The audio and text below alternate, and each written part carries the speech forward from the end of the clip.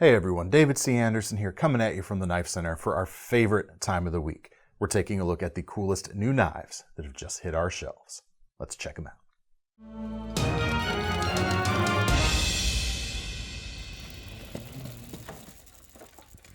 All right, first one, big news. The CruWear Paramilitary 2 from Spyderco with Micarta handles. This has been impossible to get a hold of for a long time. In fact, I mentioned this in an episode of something recently where I hadn't actually gotten to put my hands on one of these knives since Eric Glesser from Spyderco showed us the prototypes before they were actually released, because they've been in and out the building that quickly. But we have finally gotten some on the shelves, and a decent number actually, finally, at least on the day we're filming this, which should be enough by the time this video goes out, but there'll probably be a few fewer than what we got right now. But in any case, they are finally available. Now, on the one hand, it's kind of the good and the bad of the way we take pre-orders here. I know not all retailers, knife retailers, do that. You don't have to play the hit the refresh button and jump on the mouse super quick when things come in to get it. You can just put your pre-order in, card doesn't get charged until we ship the knife, and you just sit back and relax. But the downside of that is they don't make it over here to this side of the building where I get to see them then. They come in and they immediately get put in boxes and turned around to you folks right there. But we actually have some on the shelves right now when we're filming this particular video. So that's pretty great, I think. About $189 for these, 3.5 inch or thereabouts blade, CPM CruWear steel as mentioned. So it's not a stainless steel, but you've got really good edge retention and really good toughness on a folder. And good toughness on a hard use folder like the Paramilitary 2 is a good thing indeed. Natural micarta, it's the same kind of flat profile as the standard versions, kind of a matte texture going on. You got a little bit of the rag from the canvas that you can feel underneath your fingertips. Really accommodating feel in some of those, well, not just hard use scenarios, but any kind of scenario where you're using the knife. Nice supple feel. They did have to change things a little bit. As you can see, we've got full liners out to the edge as opposed to the inset liners of any other version of the Paramilitary 2. So if you're thinking about doing a handle swap, pretty much none of the all of the standard handle swappable handles out there right now are not going to fit this. So just keep that in mind. The blade should be just the same though, as far as I know. You should be able to move that over to another existing handle you've got if you've already got the liners for that. So just a heads up on that. 4-position pocket clip, satin finish to match the blade. Well, it's not matching, it's a little smoother, but shiny to match the blade. You got the compression lock, that great action. Lets you keep your fingers out of the way of the blade. You can do the Spidey flick thing. You can do all the fun fidgety things, or just be a more normal person and get at what you're cutting. And they're gone. No, I don't think so.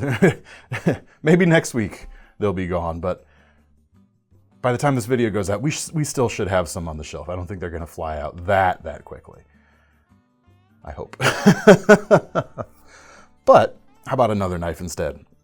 Or how about another knife next anyway? The Ranger Sport, the new version of the Buck 112. You saw the version, the Buck 110 version of this configuration come out earlier. The 112 is now in stock. $130 for these. You got your 3-inch S30V blade with thumb studs, but with the classic clip point shape of the Ranger as opposed to the straight clip point of the Ranger Slim series, which is out now. And then you've also got the full thickness handles on the back, but rather than brass and wood, we've got aluminum, which is made black, and micarta inlays, canvas micarta on both sides. I think that's canvas. Really nice deep carry pocket clip, nice and slim, right side only. That's a bit of a shame actually. Everything else on here is ambidextrous. The lockback and the thumb studs work equally well on either side, but the thumb stud, as you can see, there's no screw holes on the left side. But you get the nice hand-filling grip of the classic Buck 112, but it does not weigh as much either. Weight on this guy, just under 4 ounces. And I don't have the weight of the full 112, but it is significantly more. Here, let's find out, shall we? This one right here, about 5.6 ounces. So pretty significant percentage of weight is cut thanks to the aluminum construction there, but it still feels nice and solid. You got that 3-inch length with a full length handle, so you can really put that blade to work. All right, next we've got the new versions of the case Kinzua with the spear point blade or the drop point profile you see right here, about $116 for this. US made in the same facility as Case makes their slip joints, in fact. Blade length, 3.4 inches, S35 VN steel, and they went with a real kind of sturdy grind here. It's pretty darn thick blade steel here. I mean, that's got to be something like 5/32 of an inch. What do we got listed? We don't have it listed on there. It's something like that anyway.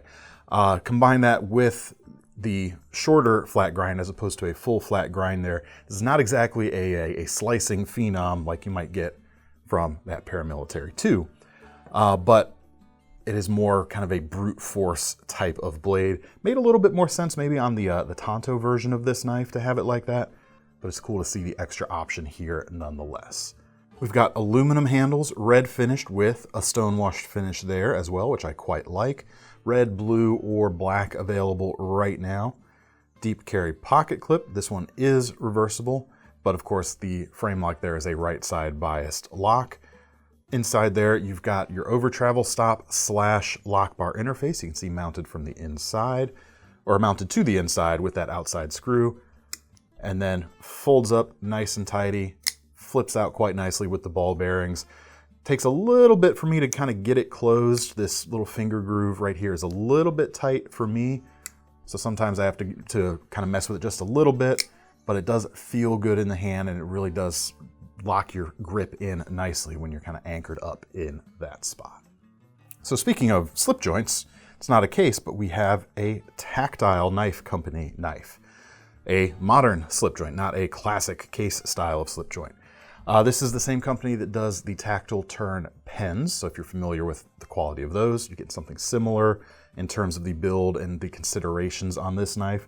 And as far as I know, this is actually made in the same facility. This is made in the USA, just like the other 3 knives we've already looked at today as well. $199 for this guy. What do you get for that? First, machined titanium handles. Well, actually, first, I should tell you the name of it. Probably. This is the Bexar. Pretty cool name, actually. Machined titanium, milled lines, diagonal on both sides. Very slim of a carry. This is, if you want it to just disappear in your pocket, that's going to slip in really easily. They do give you a fob there on the back to kind of make fishing it out of your pocket a little bit easier. You could, of course, remove that if you want. And if you wanted a pocket clip type of solution, I always like to suggest MKM's magnetic pocket sheaths, little leather sheaths with a magnetic flap that you can stick over the hem of your pocket. Really keep this in place and make it really easy to get in and out. Left the best for last here. 2.84-inch blade, clip point shape, CPM Magna Cut steel, which is the hotness right now. Only steel out there that combines like the 3 pillars of knife characteristics: toughness, edge retention, and stainlessness, all in one. This thing has high marks in all 3 of those categories in a way that no other steel does these days. You can get things that hold an edge longer or are tougher, but they're always, one of those 3 pillars is going to kind of drop off at the expense of those other characteristics. So probably the best all-around steel right now. You get it here in a nice thin profile, so it's going to be very, very slicey with its high flat grind there. That is just going to breeze through some material quite well, and that toughness is going to be nice, especially at the edge. Help you kind of keep things from chipping out if you do have to push it a little bit harder. All right, next up we've got another titanium handled knife. This is the Boker Plus Connector from Poltergeist Works. $150 for this guy. With that, you've got an S35 VN blade here, just under 3 inches, and a bead blasted titanium handle. Really cool thing there. It's going to wear in quite nicely if you like that kind of like pocketed stone-washed look that like classic bead blasted Sabenzas will get, all the snail trails and stuff. This thing is going to exhibit the same type of character as you use it. It's really going to show off what you've used it for, which is pretty cool. S35 VN, like I mentioned, nice narrow tapering drop point here so that you get a lot of kind of slicing prowess in its actual edge shape here, the way it curves up, but you still have a very acute tip for doing, package opening, piercing, that sort of thing. Now, whereas you get that slicing profile with the belly of the blade there, you don't get a full flat grind on a thin blade steel on this. It is a little bit thicker with a saber height grind there, so not, again, kind of poking in at the strength aspect a little bit more than outright slicing efficiency, but then you still get that tip for the piercing. So it's still going to be very nice for day-to-day use. This is a frame locking knife, as you can see there, but unlike the Sebenza comparison that I drew earlier, this is a ball bearing based pivot here, no washers on this particular knife. Fairly deep carry clip, nice and subtle looking from the outside. Look how narrow that is. Ambidextrous thumb disc on the spine for opening, and because of the bearings, it lets you really easily pop it out like so. Another blade shape available right now too. Also the handle changes up here. We have a Wharncliffe version of the connector, and that comes with black G10 handles and a D2 blade for about $84. Mixes it up, but otherwise kind of the same thing going on. Yeah, just under 3 inches on the blade. This type of geometry with the thickness of the blade and the height of the flat grind here makes a little bit more sense to me on the Wharncliffe, this kind of heavier use utility style of blade, but you still again get a very acute tip for piercing and a stronger profile when you're really pushing through something. The G10 is nice. You've got the same pocket clip there, metal backspacer here as opposed to a matched titanium backspacer on the, or a material matched backspacer on the titanium version. And then of course the liner lock rather than the frame lock, but you still get the ball bearings, so you still get that nice poppy action going on. All right, next up, we've got some more Micarta to show. New versions of the Exskelibur and Exskelibur 2 from Boker. This is the Exskelibur 2, the smaller knife. Comes in about $92. For that, you've got a green canvas Micarta front handle. And I say front handle, it's not a scale. You don't have a liner on the front there. That's just a integrated or a structural piece of Micarta. Stainless steel frame lock on the back, stone-washed black to match the stone-washed black D2 blade, which is about 2 3/4 of an inch on this guy. Very simple drop point with a full flat grind, very versatile and very slicey, and a single position pocket clip on this one. Now this is a two-hand opening frame locking knife, so it's going to require a little bit more deliberate care. The Exskelibur 1, actually there you can see you can kind of thumb pinch and rotate it open even without the actual opening hardware. The Exskelibur 1, the longer version of this, a few dollars more of course, and you actually have a front flipper on that design if you prefer. But there's just something about this. It's a simple, unassuming design. It's not flashy, but it's always going to do everything you're going to need your EDC pocket knife to do. All right, we've got another slip joint to take a look at. The Boker Plus Zenshin 42 coming in at $44. If you guys saw our video on World Legal Knives earlier this week, you may remember me talking about Boker's 42 series, which is kind of designed to cater to their local or home German market, where they can have a one-hand opening blade and they can have a locking blade on their pocket knives, but they can't have both of those features on the same thing. And Article 42 of their code, knife code, weapons code, whatever, is where the 42 series gets its name. And this one is designed to be kind of compliant locally for them. But it's just a nice kind of Higo no Kami inspired slip joint for all the rest of us out in the world too. You get that very distinctive Wharncliffe style, maybe reverse Tanto-y profile going on. Actually, if anything out there is a reverse Tanto, this has a little bit better claim to it than a lot of things that call themselves reverse Tanto these days, I think. It's a broad term. More angular. Anyway. I grade on a curve. There's a little bit of curve here. Sub 3-inch blade, 440C stainless steel on this, two-tone finish, which is pretty cool. And if you know, I mentioned Higo no Kami earlier. It's a very traditional Japanese style of knife that looks very much like this, but they're friction folders. So you'd see a tab sticking out here for the opening. They gave it a slip joint instead, but they kept the style otherwise the same. In fact, you see a lot of brass versions of those, and this stonewashed brass here, it looks really cool. No nail nick, but very easy to open without it. Very easy to open with either hand. No pocket clip to speak of here. Another very flat laying thing in your pocket, or grab one of those magnetic pocket sheaths we talked about earlier if you like. All right, next up we have a new version of the Peter Fagan Tango bar, not Tonto. It's so similar, it's just the one letter off. Turn it upside down, it's a reverse Tango bar.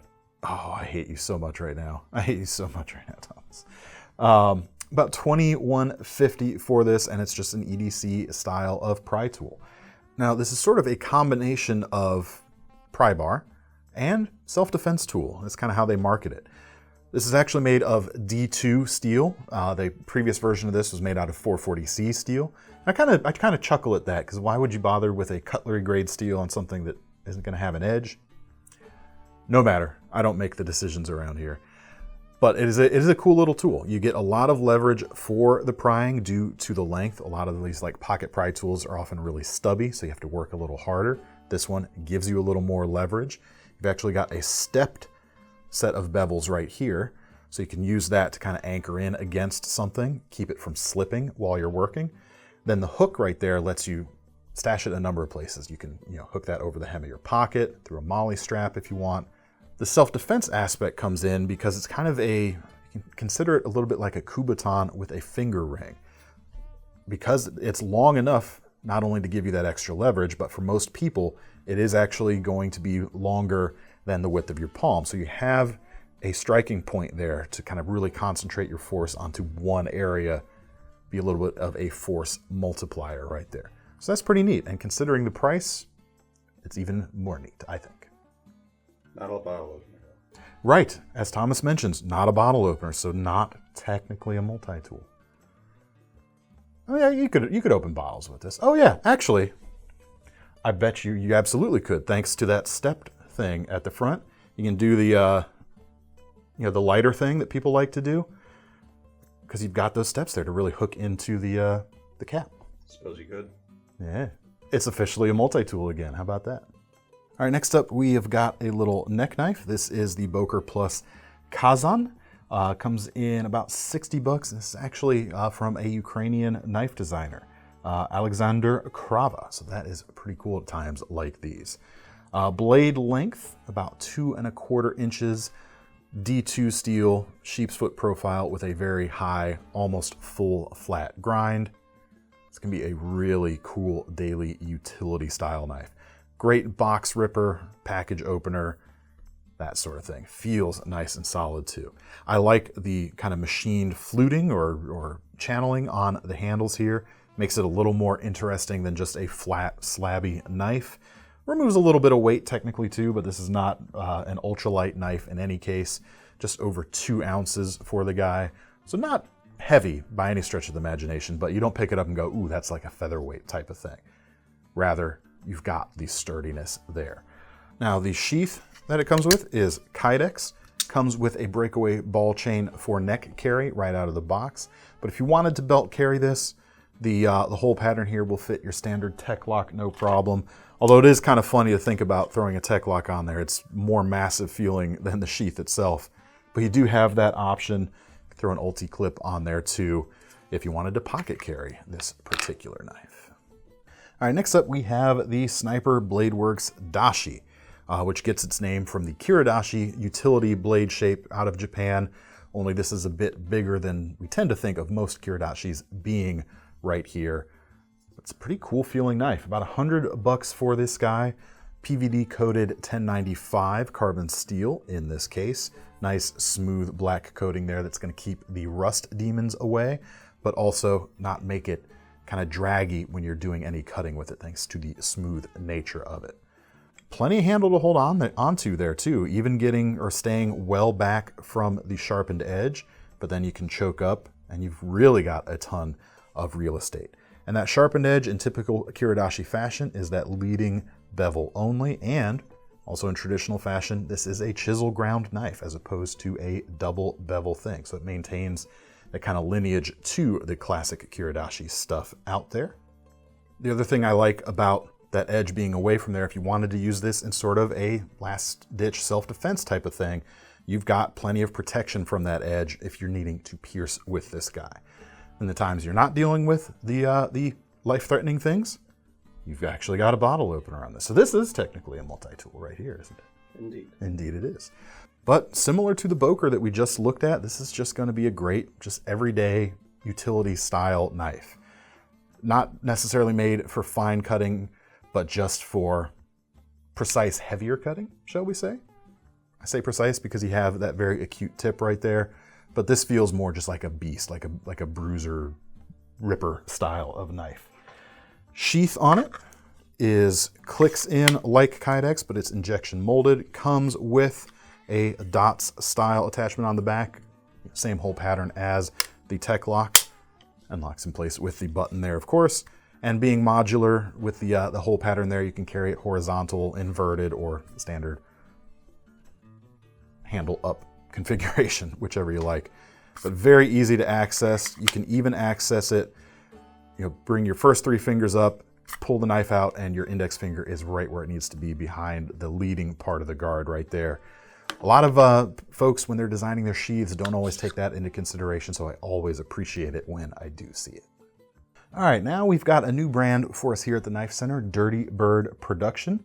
Dirty Bird Knives with some production knives. The first is their production Kwaiken. Both of these models actually come in about $250. And the Kwaiken here is daily utility a little bit, yes, but also kind of self-defense tactical style of thing. And actually, the other thing I appreciate about them are the sheaths. They are set up with an ulti clip right out of the Kydex. So you're set up to go whether you need to carry this inside the waistband for concealment or whether you just want a big pocket fixed blade. You could potentially carry this pocket style and have a lot of handle sticking out, but very easy to access. And again, just like the sniper we just talked about, you can get a full handle grip on the knife while it's still in the sheath. So there's no adjustment once you take it out of the sheath. It's ready to go immediately. The steel here is S35 VN. You can get it in satin finishes, this blackened or gray stonewash here, a couple different options, a couple different G10 colors available as well. Just enough there for all 4 of my fingers in my slightly larger than average hand, so most folks are probably going to have no problem holding on to this. Even if you're choking or kind of falling off the back a little bit with your fingers, it still feels nice. It doesn't feel restrictive. The blade is going to be nice and sturdy for any kind of heavier duty stuff. You've got that S35, fairly thick, but they give you a hollow grind here at the back section in kind of typical Western Tonto style to make it a little bit more slicey, but these aren't going to be slicey demons. I'm talking a lot about that this week a little bit. Keeps coming up, but feels super solid in the hand. All right, next up is the Aguila, also $250. Little bit larger of a knife, and most of that comes in the handle here. You've got just a little bit more here. Let me hold the 2 up together with the tip kind of oriented the same. Sharpened edge on these, you get a little bit more on the Aguila. S35 VN again. No compound grinds here. You've got the drop point shape and a saber height flat grind there. Again, left a little bit thick, so more for brute force rather than slicing. You do get a little bit less finger guard protection on this design though, so keep that in mind when you're making your choice. All right, next up is a knife that's kind of for funsies, I think. This is the K-Bar Mark 98-R. Spear point version of this blade was previously released, been out for a couple years now. Now you've got the kind of cleaver or straight razor inspired blade shape. $25 for this guy right now. Blade length, we're coming out right to about 4 inches, and it's kind of basic steel. You're dealing with 5CR stainless here, but some nice details considering the price, especially that fully crowned spine and leading edge. Takes a little bit of extra time, and that actually, I think goes to explain why it's a couple bucks more than the spear point version of this knife. It might take a little bit more machine time to do. Same style of G10 handles though. It's orange and black. It's kind of a dark orange and black. Black, of course, is always dark, but the orange can be dark or bright, depending on what you go for. Single position pocket clip, washer-based pivot in this case, so it doesn't have that ball bearing action, but it's got nice supple action nonetheless. And of course, not going to be as prone to dirt or grime. More crown surfaces here on the choil, and you can get up there and choke up for finer control there if you need to, or you can utilize that very prominent finger guard if you want the index finger protection while you're cutting through your stuff. Hollow ground profile here. Yeah, you know, like I said, nothing super spectacular, but considering the price of $25, it's a pretty solid deal. All right, next up, we have another fun thing here from Gerber. This is new in their Downwind series, the Ulu pattern, coming in about $48. And it's a really cool design. It's not quite the traditional Ulu that would have a handle directly behind the edge. Rather, it's kind of a hybrid shape. You've got that G10 and synthetic handle cocked off to the side a little bit. Probably makes it a little more familiar for most of us Western folks to be able to use. 7CR stainless steel here, I believe. So again, pretty basic stuff, but very easy to maintain in the field. Stone washed finish on the sides, satin on the flats. And really cool thing, really fun thing to have, I think, at camp. You can do some food preppy stuff. Of course, the traditional Ulus were used for everything from stuff like food prep to daily utility to skinning especially. I mean, imagine just kind of sweeping through with that type of edge, really nice. And it works in a bunch of different grips too. I mean, if you're needing to get in there and do fine stuff, you can choke up like so. Credit that to Joe Flowers showing me some of these extra Ulu grips, and it works here. I need to like learn some more about that. Really get like a proper Ulu and start to do some experimenting myself. Field trip. Field trip, let's do it. A lot of fun stuff there. Can we go to Joe Flowers' house? What are you looking at me for permission for? I'll call him. We'll see what's up.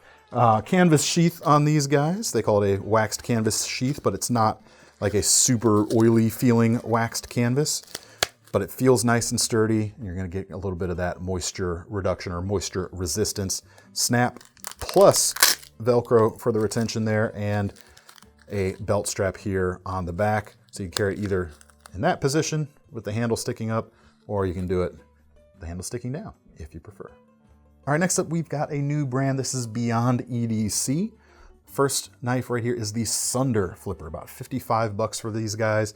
And it's kind of a similar template to what we see. They're around about $50 D2 flipper with G10 and ball bearings in the pivot. Kind of used to that same or similar formula here.